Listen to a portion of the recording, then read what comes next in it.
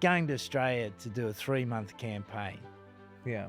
and saying you can win the World Cup is You said that, crazy. didn't you? And we're a long way behind, and that's the challenge for Rugby Australia, to address that. But people don't want to hear that, mate. What's your hopes for Marcus Smith? Someone like a Marcus comes through, he's reasonably good at club level, Yeah. but they make him out to be a superstar. Yeah. Well, there's no offer from Japan. Right. Let's be clear about Right. that. There's no offer. With 2 World Cup finals and 2 losses, do you think you're a winner? This is Up Front with me, Simon Jordan. I believe there are a lot of vacuous, uninformed, unchallenged opinions out there. I want to get to the bottom line and cut through the nonsense. So with this podcast with William Hill, I'm going to get people with strong views who think they can stand them up to proper scrutiny.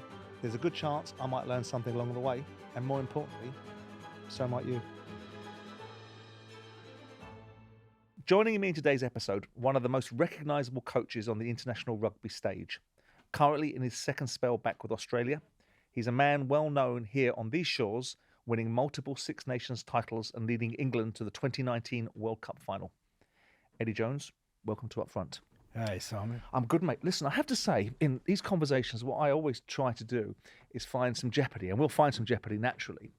But the irony of you is most of the quotes that the producers and the researchers have put forward to me about things that you've said, I pretty much agree with everything you've said. I sit there reading the observations about player behaviour and Emirata Cardo, and I think, well, that's what I said. And players should be doing this, and the lunatics shouldn't be running the asylum.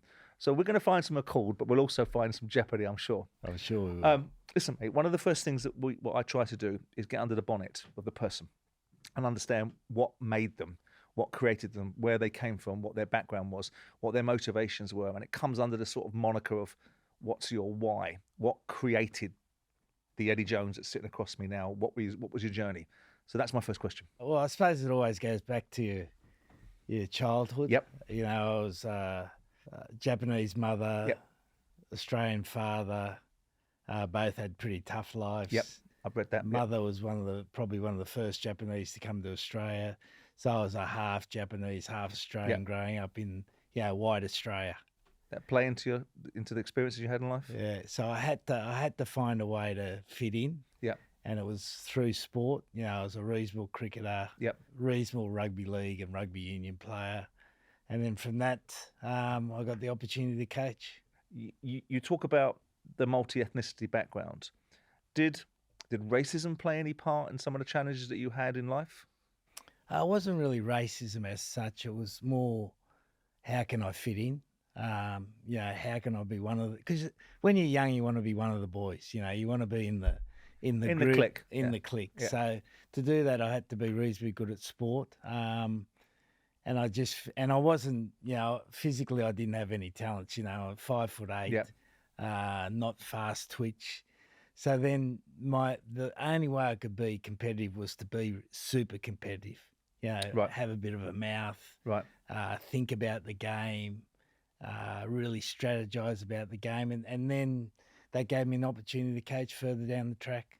But the characteristics that seem to make you a very single-minded, determined person that has very definite views, did they exhibit themselves as a young man? Did you have that trait? Was it brought into you by your parents? Any of the travails and adversities that happened in your parents' lives and the challenges that they had start to make a young Eddie have this very definite worldview that you seem to have at times? Well, I think one of the things that I recall was my father went to Vietnam, and my mother was at home with the kids, 3 kids, and we had quite a big yard, and she asked the RSL to come and cut the grass, and they knocked on the door, and they took one look at it and said, "We're not cutting your grass." Right. So, and she just said, "Oh, we'll have to cut it ourselves then." So that was probably one of the most significant things I remember. Just get on with it. Mm-hmm. Find a way to get on with it. Find a way to get the job done, and that really stuck with me.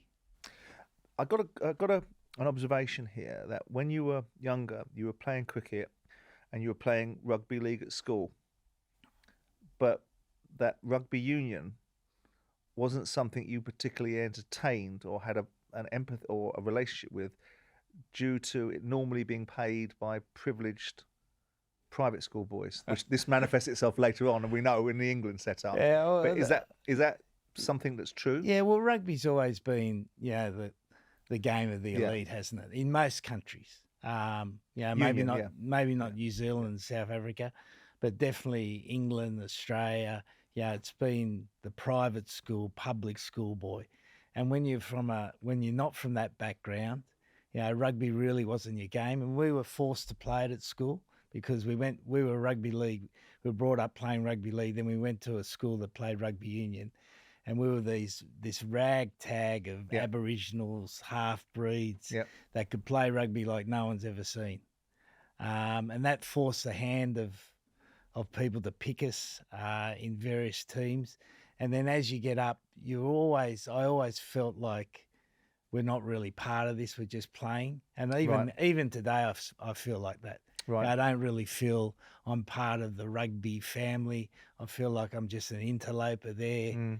And that's probably driven me a fair bit. Yeah, because I mean, it's a common trait. It's a common trait of yours that you make this observation about not necessarily fitting in or being part of the orthodoxy, which, by the way, I don't disagree with, because sometimes you have to be an outlier. Sometimes you have to do things slightly differently. How good, as a player, as a young player, how good were you, and how motivated were you to become a professional? Oh, mate, I was pretty average. I just got by, but I could because I was smaller, and I played with some exceptional players. Like, we had 3 Aboriginal boys called the Ellas that basically changed the game in Australia for a period of time. In what way? They just had this electricity about them. They were like 3 Messis playing together. Right. They'd pass the ball and another one had come, and they were just brilliant. They played right up against the defence line, and they were exceptional. So I saw what the best was, and that allowed me to be better, and it also allowed me to see what the game was capable of being. And that's probably, when I look at coaching failures I've had, it's always because I've probably aimed too high sometimes. Right. And when you haven't got when you've got an average group of players, then sometimes you just got to compromise. And that's probably the weakness I've had, that I never want to compromise like that. I always want them to play well. Yeah. Like, if I've watched a bit of Premier League, and you see some of those sides down the bottom, their big thing is not to get beaten. So they play not to get beaten. I could never coach like that.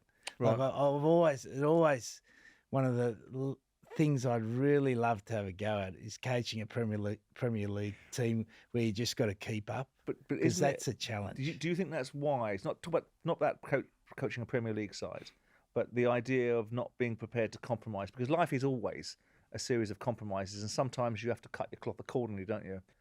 But there is a reality that are you an idealist in that respect? In some ways, and probably, one of the most fascinating experiences I had was coaching England.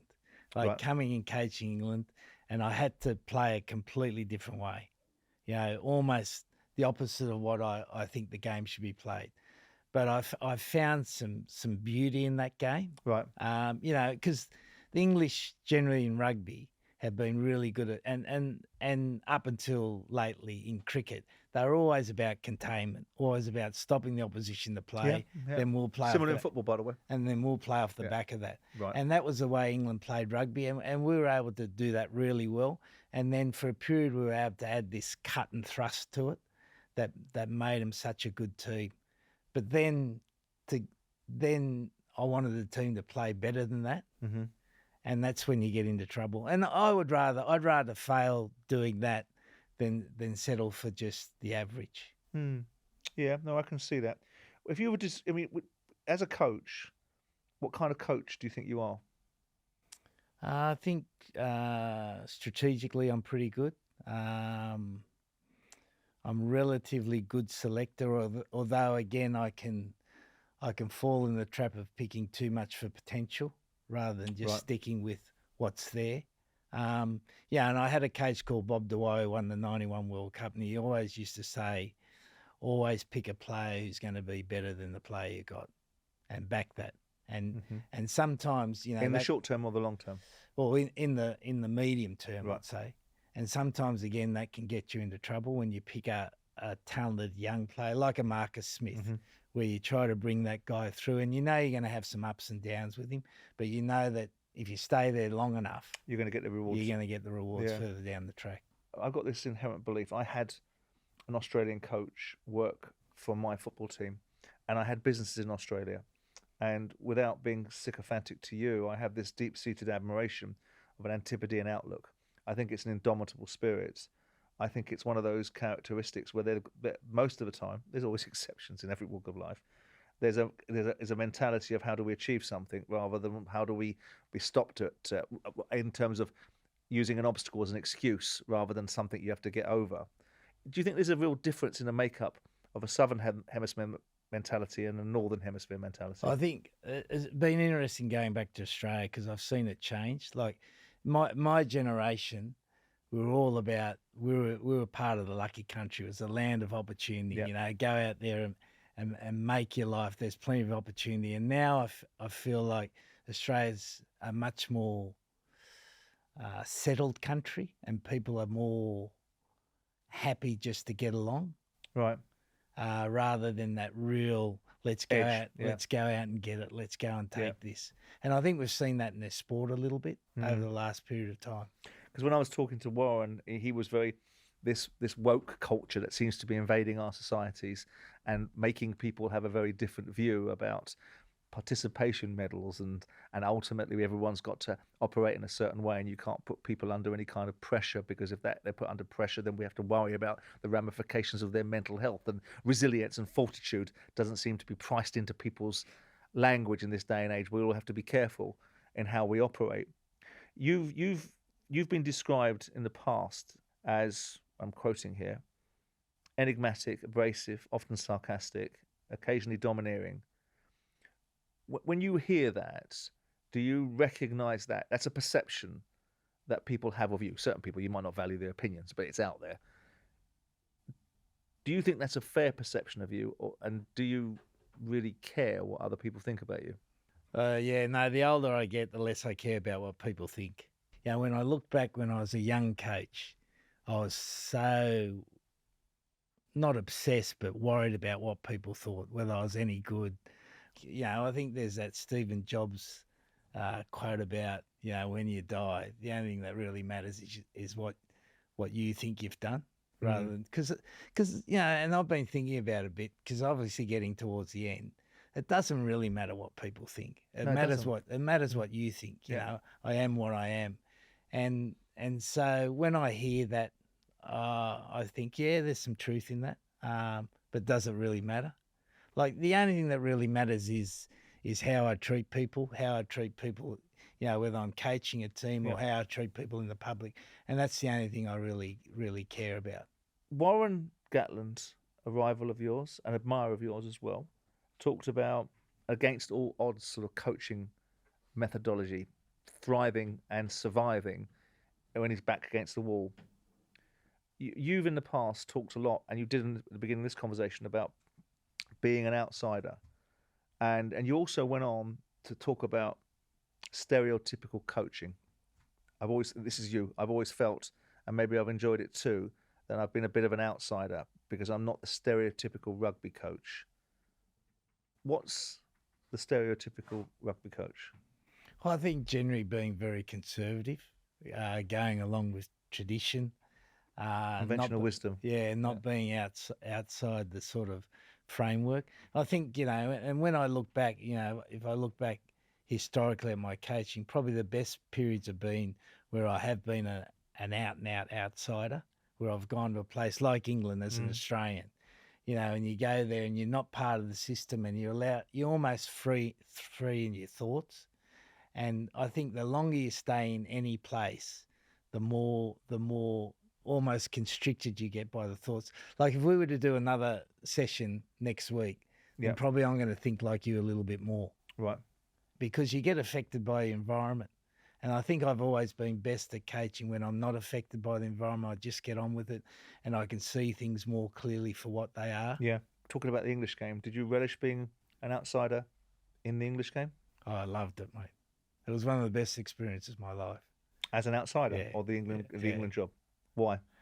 Because I could be objective. I wasn't tied tied by any tradition, wasn't tied by, this school or this university or this old boy. I could just do what I thought was right. And probably the longer I stayed, the less I got like that, because you do get affected. Right. What do they say? 85% of your behaviour is affected by the environment. I think that's really true. And when you come in as an outsider, that percentage is quite low, and that's probably when you're at your best, or certainly for me. Do you think coaching is a democracy? I tell you why I ask. Because I was sat here listening to Lawrence Dallaglio, and I like to lay some claim, by the way, for England winning the 2003 World Cup, because I owned a nutrition firm that looked after the England rugby team, were in the dressing room. So I lay claim to some of the reasons why they won that World Cup. Well. I'll take it where I can get it, mate. I won bugger all in football. But he talks about a culture where the players were a large degree of the intellectual capital, debated what their experiences were likely to be, and had very, very strong voices about what they wanted and what they didn't want. And that formula developed into a 2003 England World Cup winning rugby side. I don't get the impression that that's a sort of mentality you would ascribe to lunatics being given the keys to the asylum. But do you believe in a style of coaching and leadership that's democratic, or are you very dictatorial in your approach? Well, I wasn't thinking about this, but I was thinking about another story. Like, basically, whenever you get a team, if you imagine you're at midday, you get the team at midday. Yeah. You've got about 3 years to get to midnight. Okay. Right? And that's when the team should be really humming. Yeah. But generally speaking. And at midday, you want to be at the front of the room, guiding, directing, cajoling, setting the standards. Persuading, yeah. By midnight, you want to be at the back of the room admiring what you've done. Yeah. So that's, to me, there's a progression from a almost smiling dictator to a fantastic democracy. Right. And that's how teams, that's the evolution of a team that you want. But do you think you achieved that? With certain teams I have, yeah. Such as? Definitely England. Yeah. By 2019, we had a strong leadership group. Owen, Farrell, Mm-hmm. what a fantastic competitor. Yeah. Good people around him. I had it with the Brumbies. Definitely had it with Japan, 2015. Definitely had that. I'm going to come to Owen Farrell in a minute and your relationship with him, but I'm going to pick you up on that point because I read some of the quotes of very influential players that played for you that seem to have an issue with you and your style of coaching, because your style of coaching is to, from what I've just ascertained, is to give them the reasons why, to give them the direction, to install the disciplines, and then allow them to express themselves once they've earned that right to do that. Yeah. Is that a fair analysis? Yeah. Very so good. when you see people like Courtney Laws saying things like, let me pick up on Dylan Hartley first, and I'll go back to Courtney Laws because here's a slightly longer quote. I went through a phase of dreading going away, and I know other England players felt similarly. We were bonded by the ripples in Eddie's character, constrained by the ludicrous convention that athletes like Victorians' children should be seen and not heard. Well, someone's written that for Dylan. Not capable of saying it himself, boy. Look, besides the fact that someone scripted it for him. Yeah, he's obviously got a good script writer because Dylan couldn't write that. But look, yeah, England. When I took over England, well, here's another one. While we're ruminating on it, the England team is an environment of fear. Players are scared of this is Mike Brown. Players are scared of making mistakes, and I believe that reflects with what is delivered on the pitch. Eddie's the leader of that environment, so he's saying you engender a fear culture. Courtney Laws was talking about the obvious need for things to change. We hadn't got the right culture off the field. It's about making boys more comfortable in camp.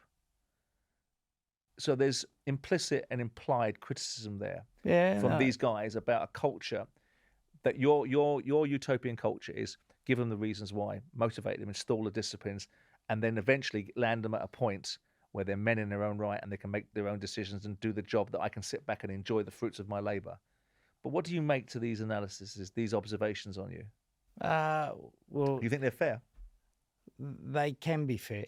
But we took an England side that didn't come out of their pools in 2015 at their home World Cup.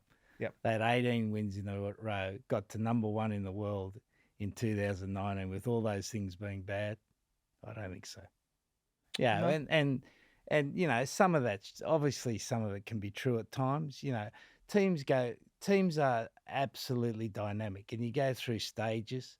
And, you know, whenever a player gets dropped, I never can really take anything they say too seriously, because there's an emotion of them being dropped. You know, you've told them you love them, and then all of a sudden you don't love them, you drop them, and they're never going to say good things about you. Owen Farrell. Ferguson, I think, Alex Ferguson in football terms, had an embodiment of him on the pitch in Roy Keane. Was that something that you looked for in your captain? And was that something that Owen Farrell exhibited?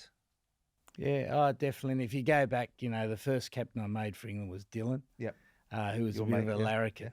And that's what the team needed at that time. They needed to come out of themselves because they'd been through a bad period of time and were very, very respectful and nice team. Yeah. And they needed Dylan to come in and give it a bit of life, which he did. And then Owen came on the back of that, much more serious, tougher, really good on the field, not as good off the field as Dylan, but a great captain. Off the field in what way? Oh, well, Owen, you know, generally in rugby you've got two types of leaders, and if you get the same leader in one, then you've got the jackpot. Right. Yeah, you've got people who are really tough on standards on the field. Yeah. And those guys are obsessed by performance. And then you've got the other leaders who can be better at bringing the guys together off the field. Yeah. And if you can get those two together, then you've got the perfect combination. And when we had Dylan and Owen as captain and vice captain, that was a great combination. I was reading just this morning a book about Liverpool, and they were talking about Henderson. Yeah. You know, Henderson's just the embodiment of hypocrisy. That's a different discussion. Right. But when he gets on the field, he used to have so much energy and he just drive the team, you know, in that hard pressing way. And you know, you need that combination. You need the softer touch and the harder touch. Did you think, as an overriding perspective on England players, and this is a global statement, so you can pick your bones out of what you want to say on it, but do you think the England players lack the ability to think for themselves and take ownership? I think increasingly around the world, players in rugby have become like that. It's been one of the most fascinating things. You know, I get criticised for being too domineering. Right. But I came from an era where rugby was a player's game. You know, the coach was almost who took you to, you know, the old Shane Warne quote, the coach is something that takes you to the ground. Yeah. You travel into the ground. Rugby is such a game where there is so much decision-making that a coach can only do so much to prepare them for that. But once they get on the field, they've got to be able to make the decisions themselves. And I think in rugby, we've coaching-wise, we've over-organised the players and under-coached the players. And what I mean by that is that we've given them organisational structures to play by. Right. But the coaching comes in giving them the framework to be able to make decisions better. And I think rugby's going to go through another almost change over the next period of time, where coaching goes back to less organisation and more about giving players just a framework in which to make the decisions. So that's kind of in line then with the observations I made about what Lawrence said to me, because he, paraphrasing him, talked about listening to coaches and then thinking, if I'm not wrong, I'm the one going out on the pitch back to get my face smashed in. I should know what I need to do when I need to do it. So my initial perception that you might find that a challenging thought process from a player isn't at all the case, is it? Not at all, mate. No, it's the polar opposite, isn't it? 100%. But you've got to have players who are capable of doing that. Yeah. And we had a situation in the World Cup recently. You know, we wanted to play a certain way against Fiji, and we played the first play of the game where we played a certain way, played in tight, and the space was out wide, and we sent the message down to the players, you know, take the space out wide. And after the game, one of the senior players came up to me and said, "Were we allowed to take that space out wide?" You know, and that's almost the opposite of what you want from your players. Yeah. You want them on the field to be saying, right, this is on, let's go, let's back ourselves, let's do it. And to me, that means that in reality, we haven't coached them well enough to understand that. You know, and the responsibility goes back to the coach. Or you've selected the wrong players in the first place. Well, sometimes you've only got those players to select from. Yeah. How good is Farrell in terms of his playing ability? Well, if you just look at what he's done in the game, you know, he's won every trophy apart from the World Cup. And he's been to a final. He's in a playoff for third. He's the highest point scorer for England now. You know, he's been a colossal in the game. But because he's quite a unemotional, you know, probably seen as quite a rigid player, he doesn't get the praise that he should get. You know, probably the most I've ever seen him be a little bit emotional was after the game, after the semi-final. He said, "I'm so proud to be English." And you could really feel his passion and his pride there. And you don't often feel that with Owen. So I think he gets a bit of a hard run. You think there's a lack of appreciation for him? 100%. Yeah. 100%. What did you make of the, because it happened to you, a lot of people booed you when you came up on the big screen. What did that make you feel like? I know you're older and wiser and you care less about what people think, and we all do as we get older, because as you say, we get more comfortable in our skins. Does it not offend you or irritate you or think that that's not what I'm entitled to when you saw or heard people booing you? There was two things I thought. Firstly, I must have an English flag tattoo on the back of my head. So the French still didn't like me as an English coach. But the other thing I thought, well, maybe it's a sign of respect that they're fearful of what could happen, which turned out to be not the right sort of feeling. But I think it's all part of the game. You know, the crowds in France. Yeah, we had a terrible World Cup, but the environment at the games were unbelievable. They were all, you know, and they reminded me, like, one of the best games I've ever been to in my life was Liverpool and Barcelona in that Champions Cup at the one that Liverpool came back from. Yeah. And the atmosphere there, and we've seen that at the World Cup games. This almost like un-rugby-like atmosphere, and I think it's been lively. It's been great for the players. So, you know, I don't have a big problem with it, mate. What's your hopes for Marcus Smith? Do you think he's eventually good enough to step in? How good can he be? And do you think he can take over from Owen Farrell? And what's your reaction to some of the media criticisms that you got for being sexist and misogynistic because you made an observation about a female tennis player? Yeah, well, you know, firstly, if we go to Emma, it wasn't about her. I know it was about the process of young players in England. I know that. Yeah. And I think, you know, they're put at risk. They're put at risk here. You know, someone like a Marcus comes through. He's reasonably good at club level. Yeah. But they make him out to be a superstar. Yeah. And he's not a superstar yet. Yeah. He's a promising young player. And if you look at where Rich Mwanga is for the All Blacks by now, that you mean the media, right? Yeah. He's 29 now. Played 60 tests, and he's that brilliant, instinctive sort of player. And those at test match level, those brilliant, instinctive players, particularly when they're in a high decision-making position, they take time. They take time to mature. But do you think he's got what it takes to get to where potentially his talent and the opportunity may lead him? Well, I think we'll see over the next 2 years, mate. I think if he can stick at it the next 2 years, he'll get through it. And I think these will almost be the most formative years of his life, of his rugby life anyway. If he can stick at it, you know, not go overseas and play, stick at it, keep playing for his club, keep playing for England, because, Owen's getting to the other side, and there's going to be an opportunity for him to step up. And I think he can be a really, really good test player. What's your overriding thought processes of your experiences in English rugby? I loved it, mate. Yeah, I loved the players. I enjoyed the media jousting here.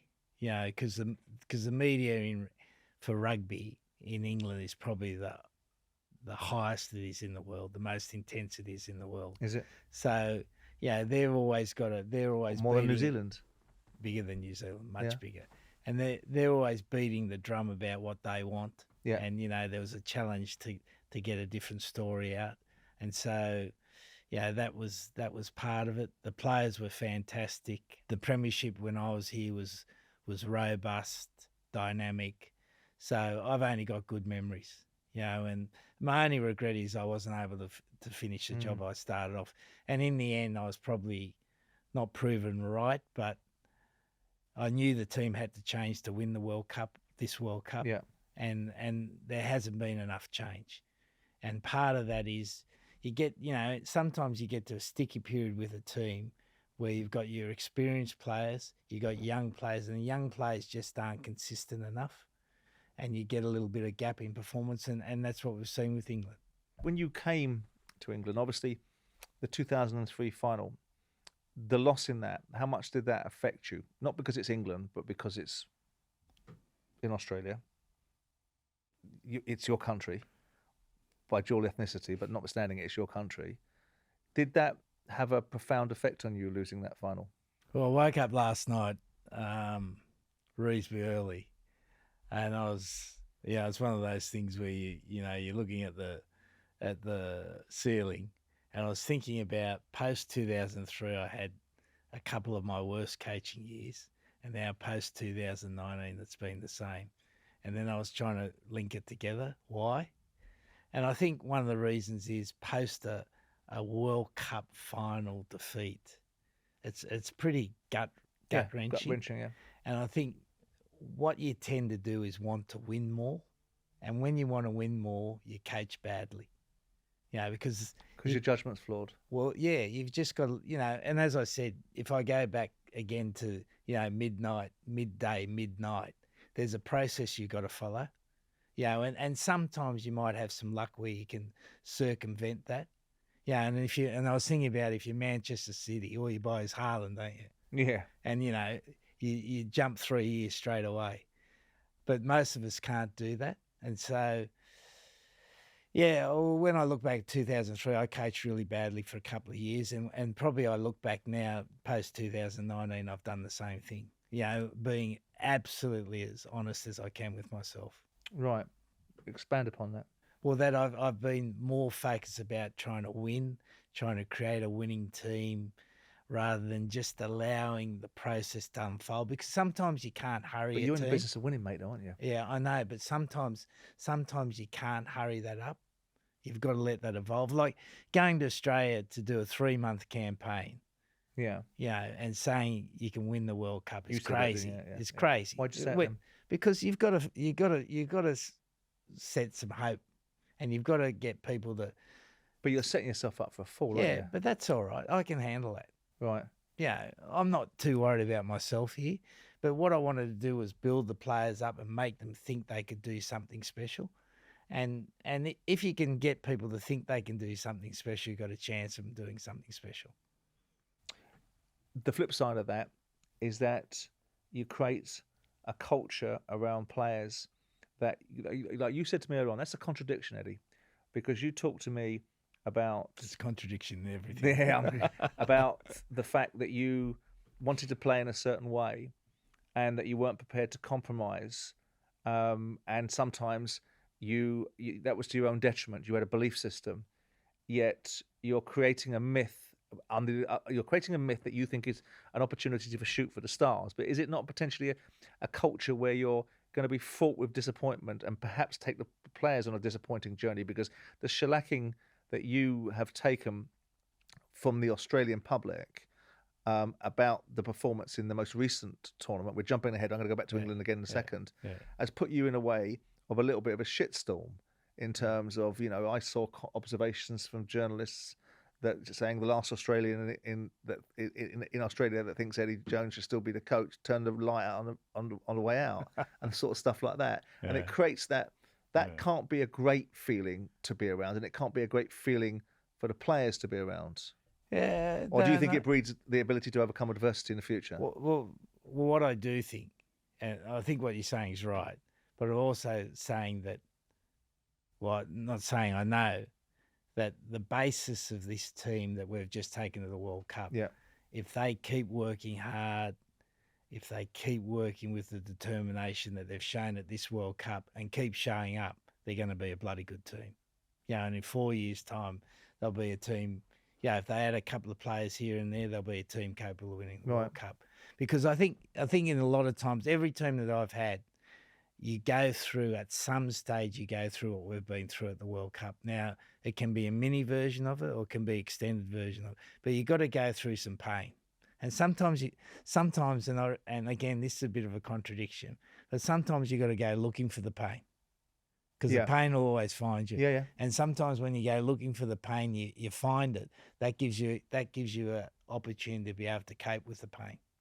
Are you going to be in situ to develop this team that you are talking about has the opportunity and the potential to maybe do it with the seeds? Because you played hide and seek with yourself in a press conference with people asking you a question that you didn't seem to want to answer.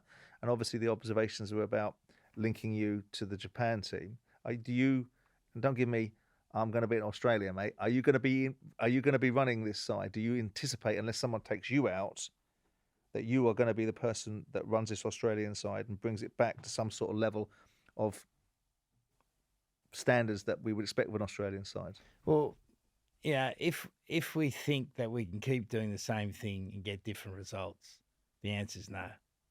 So we've got to do things differently. No, but you're already in that camp. You're the architect of this conversation in terms of this direction. You have a certain viewpoint, but it's going to be yours. There's also an architect of the system. That's someone taking you out. I'm asking you, do you intend to stay with Australia? Because this linking of you, which you didn't much like and didn't want to answer, and I understand why you didn't want to answer it. You answered in every other way possible, rather than saying, no, I'm not got any indexing to the Japan job. No, I'm not interested in that job. You just kept on saying, I'm the Australian coach. Do you envisage, if you're given the tools to be able to affect the changes that you see as necessities to be able to rebuild this Australian side, that you're going to be the person to be there to do it? If I've got the right tools. Yeah. But if you're given those tools, 100%. So there's no reason for anyone to be indexing you to the Japan job, then, is there? Well, there's no offer from Japan. Right. Let's be clear about that. There's no offer. There never has been an offer.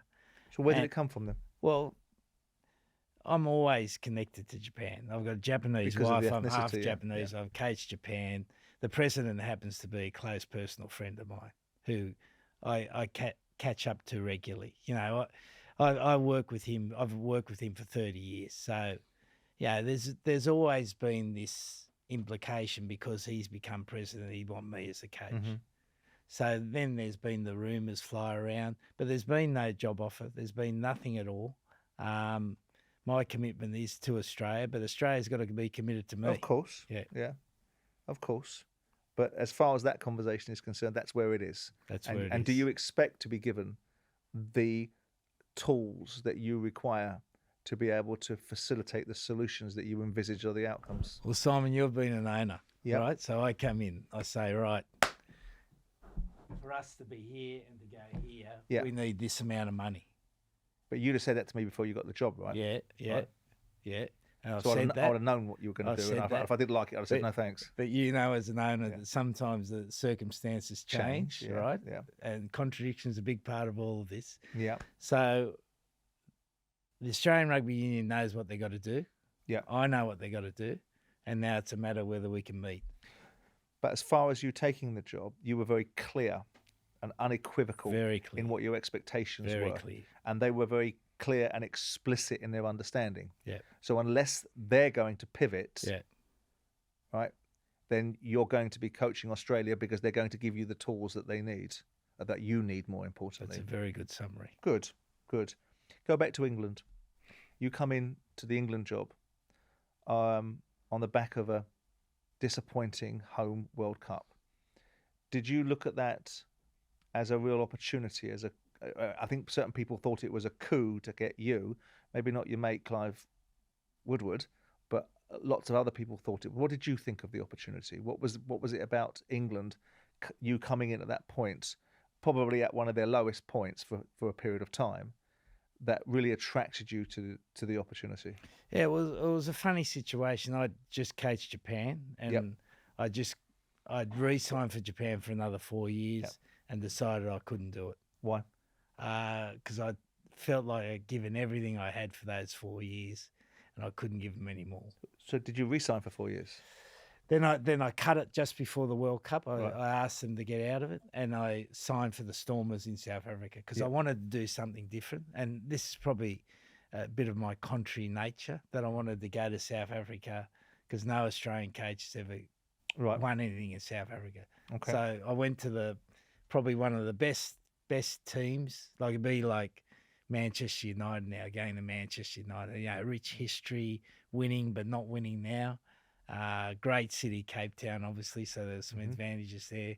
Signed for them, and then during the World Cup, I obviously watched England play because we had Steve Borthwick, who's the current England coach. He was assistant at Japan. So I watched them play, and I always thought, shit, they got some good players here. But something's just not right with them. And I couldn't pick out what was not right with them, but I knew there was something there. And then when I got a phone call to say, are you interested in coaching them? I thought, well, I might as well have a chat. And then, got offered the job a day later. And thought it was a great opportunity because they had good players. And at the end of the day, there's the coaching, but you need to have the right cattle. You need to have good cattle to be able to win. I mean, your tenure in England, obviously, you have the highest win percentage record, marginally over Jack Rowell. You go a year unbeaten, which is one of the only few teams in the world to do that. You lead England to their first Grand Slam in 13 years, and you take them to the World Cup final in 2019.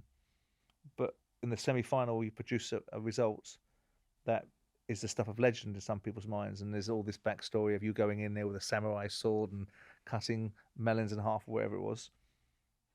Tell us about that. Tell us about what that was like to create that environment where the players have a stage, to coin the Jake LaMotta expression, that a ball can rage on, and that you create this temperature, this imagery of what they need to do. What was going on there? We had that early success, and then we sort of petered out a little bit, and then I sort of re-selected the team, and we got them ready for the World Cup. We had a really good preparation, and we always knew we were going to play the All Blacks in the semi-final. And the year before, we led them 15-0 at halftime and got beaten 16-15, which gave us enough clues about what we could do with them. And so, we wanted to play a big, powerful game. But the big thing was to give the players the belief of what they could do. So I thought during the week we might have a bit of theatre. So when we were in Miyazaki, this tiny little town in the bottom of Kyushu, and I went shopping with the interpreter, and she took me to this little shop, and it was like one window, and you could only fit one person in the shop. It was so small. Anyway, it had this collection of samurai swords everywhere. So I bought this samurai sword, and it had the actual inscription and all the paperwork of when it was made, and it was about 100 years old. And it wasn't cheap, but it was sharp and it was fierce. So I thought, the previous night I got some kiwi fruit in the room, was cutting it up, and it was, it was making a bit of a splash. So I thought, this is the way that, just to get it in their head, this is what we're going to do to them. So we got some kiwi fruit there, got the samurai swords, chopping it in half, played around a bit with it, and it just added a bit of theatre to it. And then we had the idea before the kickoff, when they're doing the haka, to create a circle around them. So the idea was to create a circle. And I said to Owen, like, this is the idea I've got, mate, but you take it away and see what you think. So Owen took it away, and they ended up coming up with the V formation, which just added to the theatre. And it was all about, we're after them, we're going after them. And they played like that. They were absolutely superb. But do you look at that and think that semi-final, because of the level I got them to, it was difficult to get them to their level again when the final came around? Well, I think that's right, and we also had before New Zealand the quarterfinal Australia, so we had to be up for that. So we had two really big games in a row, and again, when I look back, I take responsibility and not bring him down enough. Like if I had the week again, Right. we probably just Manage their emotions. should have taken him right down, Yeah. and maybe I would have So then you taken could build it back up again. build it back up again. Right. And I don't think I took it down enough. I thought I did. You know, you think you do, but you know, hindsight's the greatest coach of all. There was about 3 or 4 little things where we just didn't get right, and you've only got to be 1% off. And then we had a bus trip out there where, you know, logistically England's the best team in the world. I've never met a team that's more organised. And we got that wrong. We got into heavy traffic and we got there a little bit late. Right. So there was a number of little things we didn't get right. And then South Africa are on fire. We're slightly off fire. You know, they there's the margin. That's the margin, mate. Yeah. That's the margin. When you look at, I mean, you've had 2 World Cup finals as a head coach, and you've had 2 losses. Do you think? Because I'm always a big thing about winners. I think a good fight is one you win, not one you put up. And I think there's a difference between a winner and someone that gets close. I think in football terms, Maurizio Pochettino is a great manager. I don't think he's an ultimate winner. I think Pep Guardiola, Jurgen Klopp have that gene. With 2 World Cup finals and 2 losses, do you think you're a winner? Yeah, because in 2003, I think we played above ourselves. You know, and sometimes, like 2019, we weren't quite there. But I've won enough trophies to suggest that I can win. Yeah. But I've missed out on 2 big ones. 2003, I thought we played above ourselves. 2019, we played below ourselves. And you know, I'm still kicking myself. You know, I can recall nearly every bit of things that maybe I should have got right that I didn't get right. Well, let me repackage the question then. How would you categorise a winner? What does a winner look like in your mind? The World Cup is the pinnacle, isn't it? And there is, whether you say we got someone, it was a home final in 2003, so you would have had that, like England win the World Cup in 1966. They weren't the best team, but they responded to the environment. You don't take on England to win the Six Nations. You take on England to win the World Cup. That's what. Am I right? Yeah. Right. So, how do you categorise a winner then? If you perceive yourself as a winner, but in 2 occasions where you've got to the pinnacle of the sport, it's there, it's in your hands, it's in the team's hands. You're there. You're in the business of winning, yet you don't win. How do you see a winner then? Yeah, I'm not sure how to answer that question, but it's a good question. I've never really thought about it like that. I'm not being asked so clever. No. Yeah, and I think there's and I sometimes think about it that there's coaches who can develop a team really well, and then that just miss that little bit at the end to get them right to win. Yeah, and there's coaches that are not so good at developing, but are really good at getting them right at the end, and they can have talented teams.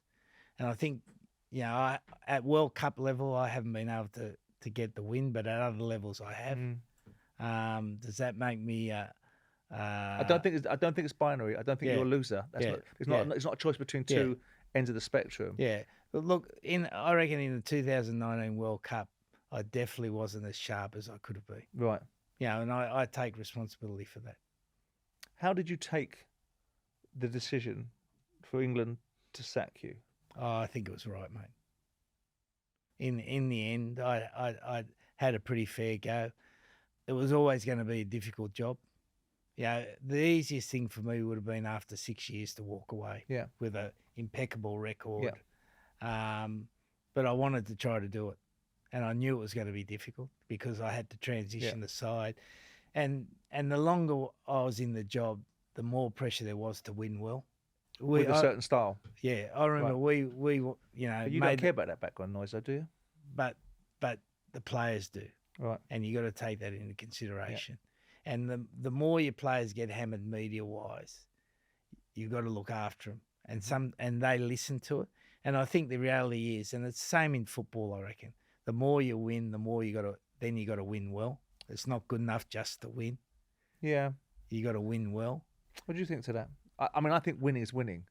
I'm not one of these fannies that thinks you have to. I mean, in an ideal world, if you've got the best players, you play the best way. But you've got what you've got, and if your players are capable of winning, and winning is the ultimate outcome, I mean, I don't think there's any nobility in playing with a certain style and not winning. Yeah. But you're saying what people want in this entitled society that we have is not only to win, but to win in a way that people find acceptable. Yeah. Well, with a manner. In 2020, we won the Six Nations and we won the Nations Cup. Yeah. We won both of those. So we won 2 trophies in 2020, and we got pillared, mate. Right. Because we played a high-kicking game, which is, in rugby, people hate to hear it, but is the most successful game. Yeah, you got Which is the way they've just played in the most recent tournament. Yeah, you got to kick more than the opposition. Yeah. And we were doing that brilliantly. But the players also, the players want to play more when they win. Yeah. They want to play more. And it's exactly the same in football. Yeah. You got to play better, and then your task as a coach is to remold the team to still have that toughness about it, but then be able to add the edge. And sometimes it might be just adding one X factor player. But at international level, we don't buy that player. That player's got to come through. And for me, that was Marcus Smith. That was a guy I was backing that would give us that bit of X factor. And he had his moments, but he just wasn't consistent enough. Do you think, I mean, there's an allegation that's made or an association with potentially you staying too long in posts, and you've sort of said yourself there a moment ago, no, mate, I don't think it was a problem. I don't think it was wrong for them to have taken me out, so I didn't have a problem with processing it in my mind's eye, and with retrospect, and with the benefit of hindsight. Do you think there's anything in this observation? Because one of the analogies I would make is this sort of churn and burn mentality that you might have, because I relate that to the amount of coaches that you've had and the observations that people have made about the fact that you are very demanding, very expectant, have very rigid disciplines and standards that you expect from people, and that can create, to some extent, a churn and burn mentality. Do you think that's a fair observation? Yeah. You do? Because I don't think it's for everyone, mate. High performance is the most bizarre environment of all. And it's not for everyone. And maybe, one of the things I was definitely guilty of when I was younger was being intolerant of coaches, particularly that didn't work hard enough. Yeah. Now, you don't tend to find that too much today. Right. Like the professionalism of coaches is far higher than it used to be. But I was definitely too intolerant of coaches that didn't apply themselves as much as I would have liked. But I think over the last period of time, I've become much more tolerant and better in that area. Well, you say it yourself, don't you, in your own book? You say, I need to work constantly on becoming less blunt in my engagement with other coaches. I can express myself too directly. If you're too blunt in today's environment, you can cause stress. I think the key sentence is in today's environment, because I'm actually with you. I can't disagree with the principle expecting people to work hard. And if they can't stand the heat, don't get in the fucking kitchen. This is what it takes. Elite sports, elite business, elite environments require people to be able to operate at a very high level of intensity and a high level of standards on a regular basis. Do you agree with me? Yeah, no, in principle, yes. Yeah. What's this problem with you and Clive Woodward? Why is he always on your back? What? He seems to take every opportunity to delight. Yeah. And I find him an interesting character. I think he landed in football thinking he knew everything about everything, and everybody sort of went, nothing about nothing, and great what he did with the World Cup. But he seems to have this metaphorical hard-on for you, where every opportunity he gets to decry, ridicule, parody, or criticise what you do, even from the sort of underlying observation, which is England thought they got a coup when they got Eddie Jones in 2015. What's that about? Well, he hasn't coached for a long time, mate. Yeah, He hasn't coached since 2005. He's been on the outside. We had a battle when I was England, Australian coach in England. We were at each other a bit, but in a fair-natured way. And then in 2019, post the World Cup, I found his comments to be quite disrespectful. Like, we got beaten.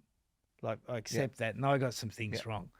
But shit, we put on a show for people. Yeah, we played some good rugby.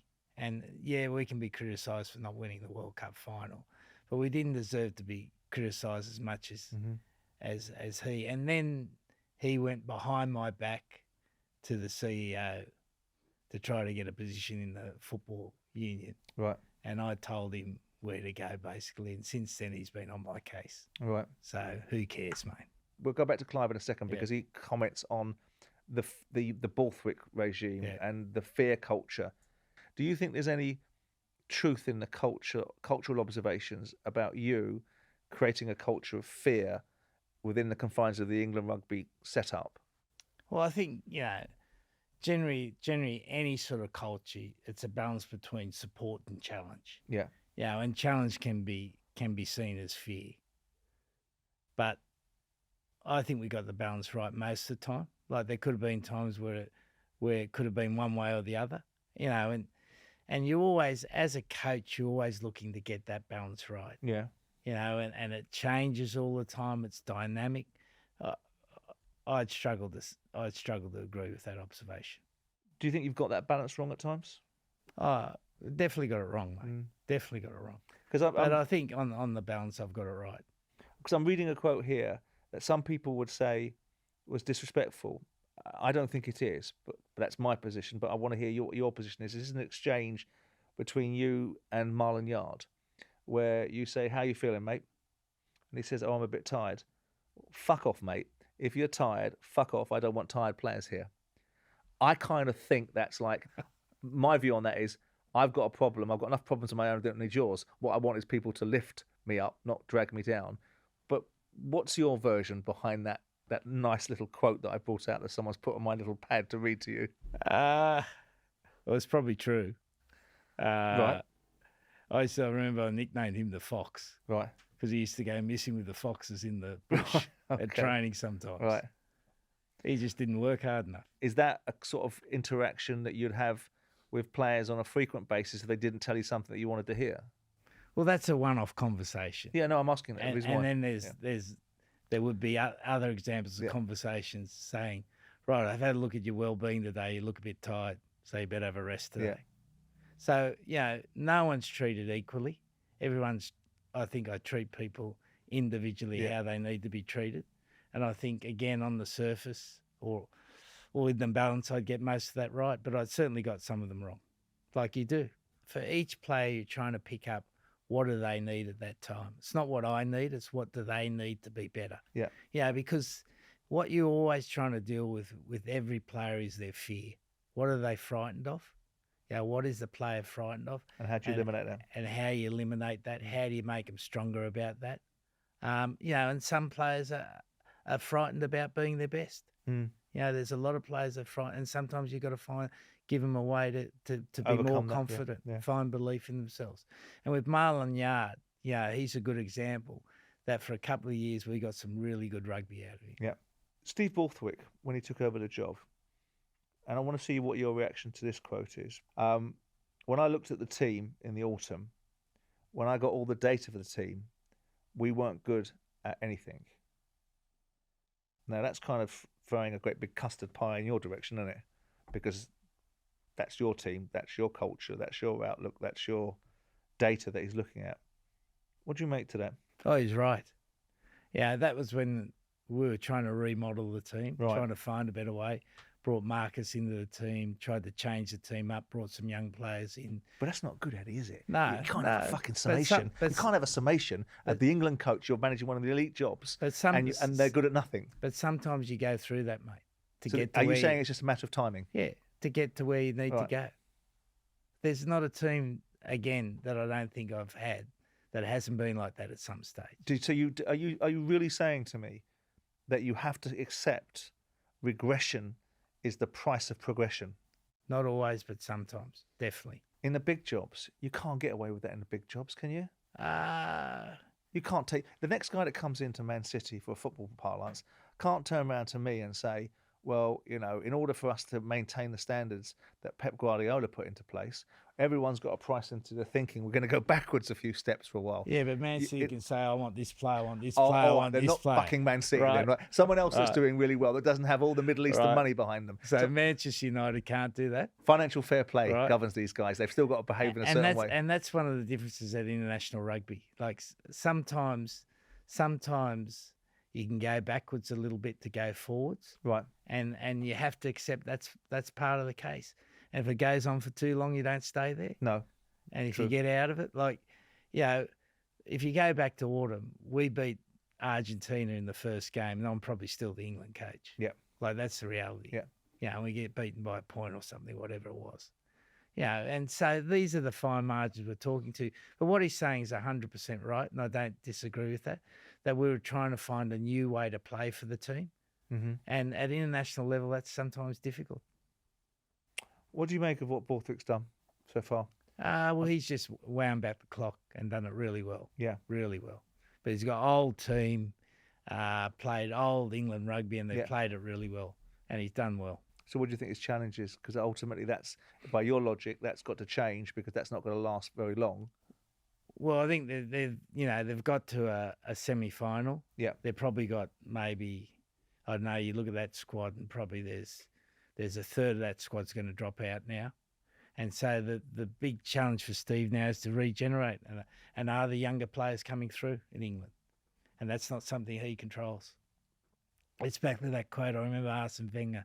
They once said to him, would you be a candidate for the England football job? He said, no. He said, because we don't control the talent coming through. Mm. Yeah, and that's one of the fun things of international coaching, is that you don't control the talent coming through. So you've got to make do with what you've got. Right. And improve it. Yeah, and improve it. Yeah. And then sometimes find a way to, and when you got to change the playing style, that makes it even more difficult. You made some observations that sort of, I suppose, hastened the departure in certain people's minds about, again, your favourite subject, private schools. I reckon this got me in the most trouble, mate. But I think it was right. But this lit a shitstorm underneath you, didn't it? Did you say it for that reason? Because you must have known what you were saying. You must have known that you're kind of cocking a snook at the establishment, at the fabric of English rugby, or were you imparting wisdom because you wanted to effect change? What were you trying to achieve in making this observation? Well, I believed in it. That's the first thing. And Yeah. I thought it was important to say. Did you know it was like that before you took the England manager's job? Yeah. So you've been in situ now for 5 or 6 years, and Yeah. you've known it, and that's the reality of the circumstances. But that doesn't mean it can't change. And No. I think for English rugby to be successful, sustainably successful, they have to widen the pool of recruitment. Yeah, because at the end of the day, like any team like Crystal Palace, if you bring if you get the best talent you can, you develop it, you retain it, you optimise it, then you got a chance of winning. And if I think England have survived on a certain system and they've done quite well, but I think it's time that they look past that and broaden the system, and that takes change, mate. And people in rugby and people in most sports don't like change. We've got the same situation in Australia now, where we've got a federal system where the states run the game. The Australian Rugby Union doesn't have a lot of control. And, in every other country in the world now, they've basically nationalised the system. So they optimise the development of their top 40 or 50 players. And we're a long way behind. And that's the challenge for Rugby Australia, to address that. But people don't want to hear that, mate. People don't want to hear change. No, I know. Because I remember you saying it, and I remember thinking, well, I don't materially see what's fundamentally wrong about what he said. But were you surprised with the reaction that you got? Because people said, I think the perception that people had was, you're just signing your exit papers and you're doing it with a flourish. It was a good flourish, wasn't it? Yeah. It reminded me of Nick Mallett, who won 18 tests. I think he holds the equal number of consecutive wins with South Africa. Mm-hmm. And he made a comment about ticket prices and got sacked. Right. And I reckon, if you're my owner and I'm butting heads with you, yeah, And there'll be a certain stage where we're not going as well, and I'll say something, and that'll be the opportunity to get you. And maybe it's time to go then anyway. Right. You say with retrospect that, because I asked you about the dismissal from the England job, and it happens to all of us in life, and it's no great shame. Things happen, you look back on things and you think, well, that was that and this is then. Would you have taken yourself out of the England job? No, because I wanted to go through the World Cup. Like even though you now, with the benefit of retrospect, look at it and go, no, mate, that was the right thing to have done. So that means you must have been the wrong person to be in that job. I'm just saying, it's only what you said. Yeah. You said, yeah, it was the right thing. I said, were you disappointed they sacked you? You said, no, it was the right thing for them to have done. Well, in the end, I probably wore out the welcome mat. I couldn't beat South Africa. The end result, we got beaten by South Africa badly. I had a number of goes. We still hadn't improved from 2009. And I remember when home, my wife said, I think things are going to be not good here. And she said, well, you deserve it. She said, you had a go. You haven't beaten South Africa. And I thought that was fair enough. And and then I'd been agitating in other areas for change. And I did see, I think that England are now moving to some central contracts, which was part of the agitation. Sometimes you do something that makes a change and you don't get rewarded for that personally, but that's part of life, mate. When you look back on your career, and obviously we've got a way to go yet because you're not leaving Australia, you're going to rebuild that side. How would you describe it? How would you, from the outside in, describe yourself, your career, and how would you mark it? If you were being objective about yourself, if you possibly, it's difficult to be objective about oneself, but I think you're quite balanced in that view. Well, I think, if you look at where I came from, it says to anyone, if you're prepared to learn the game, work hard, you can go anywhere in the world. Like, I'm 63 now. I'm still coaching. I'm still doing what I wanted to do when I was 30. Get out there, pair of shorts, whistle, and love it. Love the game. So firstly, I'd say I'd be remembered for loving the game. Secondly, I'd be remembered for some of the games my teams have played that have taken rugby to a new level. Yep. And thirdly, I'd be probably remembered as a bit of a buffhead at some stages. Taking on fights I shouldn't have taken on, or just being too belligerent in certain areas. But that's all right. 2 out of 3 is not bad. No, I think that's pretty fair, isn't it? Absolutely.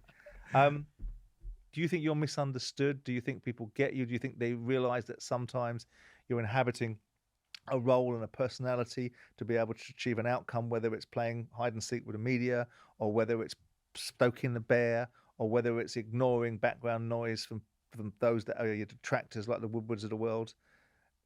How would you answer that question? I'm not sure. But a bloke came up to me today in Kensington, English guy, and he came up and he said, I just want to thank you because that 2019 semi-final was the best game I've seen. So if people remember you like that, that just come off the street and say that, then you've given them some joy. And I'd like to think, there's been a lot of players that have improved under my coaching. And there's been a lot of teams that have improved under my coaching and played some really good rugby. And I think, again, it gives everyone the hope that you can go anywhere in the world and do something in rugby. If there's one thing left for you to do in rugby, what is it? Play the perfect game. Win the fucking World Cup, Eddie. Win the World Cup. Look, that is, but I've probably been too obsessed with that. And when I go back again, I think that's probably been the times where I've coached the worst. I want my team to play a game where, imagine you go out from the first minute and you just got the opposition under pressure. Yeah. All you see is this. And the last minute of the game, all you see is that. Yeah. But ideally in a World Cup final. In a World Cup final, that'd be even better, mate. How good would that be? Eddie, very much enjoyed it. Thanks, Thank you so much fun. Good stuff. Up Front with me, Simon Jordan, is brought to you by William Hill. Future episodes can be found on YouTube, Spotify, or wherever you find your podcasts. 18 plus, please gamble responsibly.